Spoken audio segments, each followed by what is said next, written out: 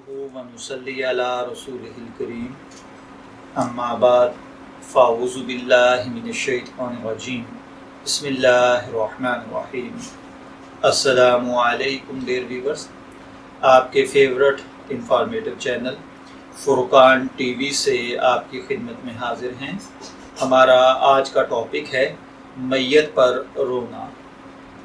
देखिए भाइयों और बहनों, ज़िंदगी और मौत अल्लाह के ये करिश्मे हैं। कोई इंसान जितना भी तवीलुल उम्र हो जाए, आखिर एक दिन उसकी मुलाकात मौत से होनी है।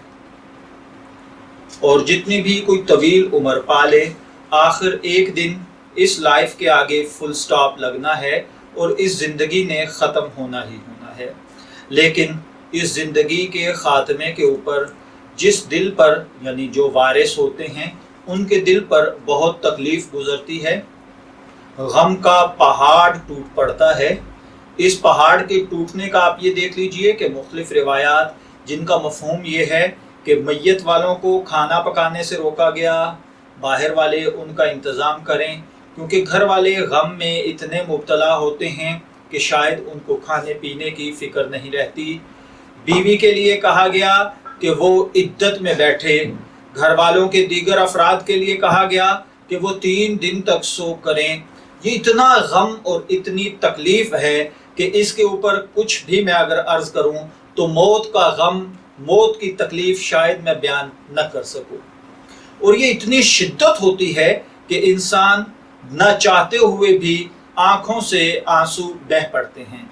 लेकिन देखिए, शिद्दत गम अपनी जगह, अल्लाह के हुक्मों को मानना अपनी जगह है। गम और तकलीफ़ के अंदर ये नहीं होना चाहिए कि माज़अल्लाह हमारी ज़ुबान से कुफ्रिया कलिमात निकलने शुरू हो जाएं कि क्या दुनिया के अंदर यही मिला था नाउज़ुबिल्लाह रब को कि इसे मौत दे दी, उसे छोटे छोटे बच्चों पे तरस नहीं आया। नाउज़ुबिल्लाह ऐसे कलिमात बद अपनी ज़ुबान से ना निकालिए।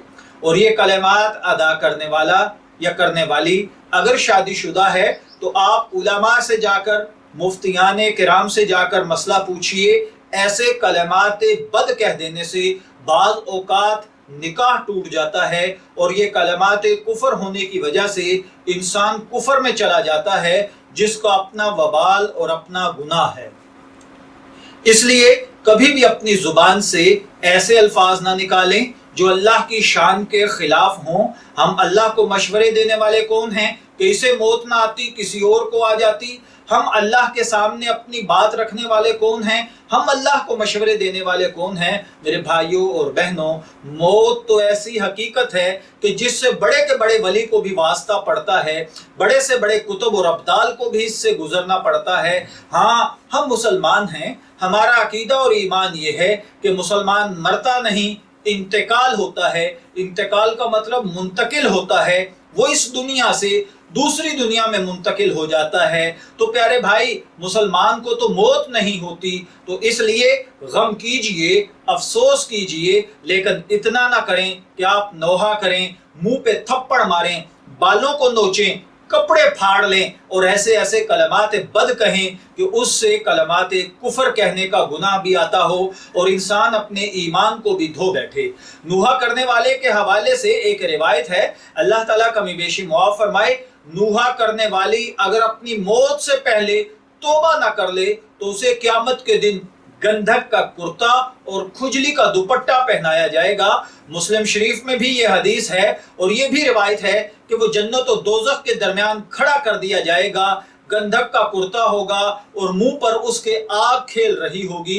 ये तफसीर इब्ने कसीर जिल्द 3 और सफ़ा 85 के ऊपर ये बात लिखी हुई है। तो इसलिए प्यारे भाइयों और बहनों, गम कीजिए, अफसोस कीजिए। आंखों से आंसू आना कोई नहीं रोक सकता, दिल में तकलीफ कोई नहीं देख सकता। ये तकलीफ और दर्द सिर्फ रब के सामने रखिए। ऐसे कलमात जुबान से मत निकालिए जो हमें कुफर के पास ले जाएं। मैं दुआ गो हूँ कि अल्लाह ताला हमें इन बातों को समझकर इन पर अमल करने की तौफीक अता फरमाए। इजाज़त चाहेंगे, फिर मिलेंगे किसी नए टॉपिक के साथ। तब तक के लिए अल्लाह हाफिज़।